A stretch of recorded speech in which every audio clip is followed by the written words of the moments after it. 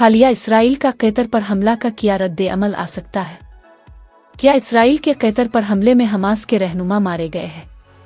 क्या अब कैतर इसराइल पर हमला कर सकता है? अब सब कुछ न्यूज़.tv में जान सकेंगे।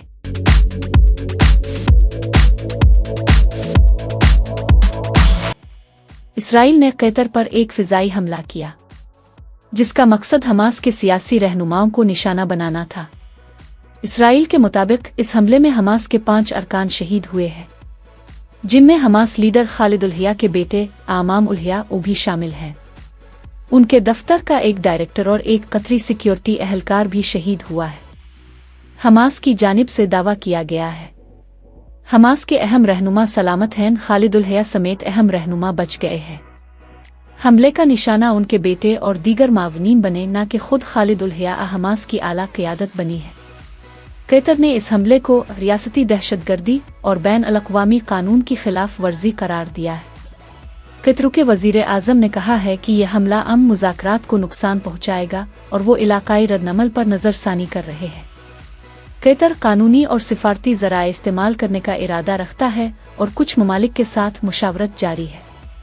जापान, पाकिस्तान, चाइना, सऊदी अरब और दीगर मुतअद्दिद आलमी तंजीमों ने इसराइल के इस हमले की शदीद मजम्मत की है और कहा है कि यह कैतर की खुद मुख्तारी की खिलाफ वर्जी है।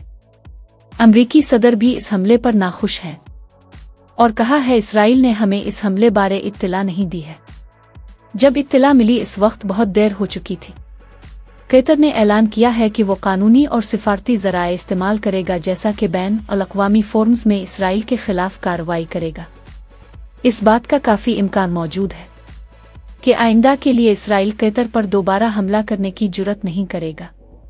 हो सकता है बाज़ अरब मुस्लिम ममालिक मुश्तरका तौर पर उसके रद्दअमल पर गौर करें, लेकिन ये ज़रूरी नहीं कि कैतर भी इसराइल पर हमला करेगा। इसराइल के वज़ीर आज़म पहले ही बयान दे चुके हैं, हमारे दुश्मन दुनिया के जिस जगह पर होंगे हम इस मुल्क पर हमला करेंगे। इसराइल ने वाज़े किया है कि अगर कैतर ने हमास के रहनुमाओं को नहीं निकाला और उनके खिलाफ कार्रवाई नहीं की तो मुस्तकबिल में हमले हो सकते हैं, लेकिन इसराइल को कैतर पर हमला के इतने सख्त रद्द अमल की तवक्को नहीं थी।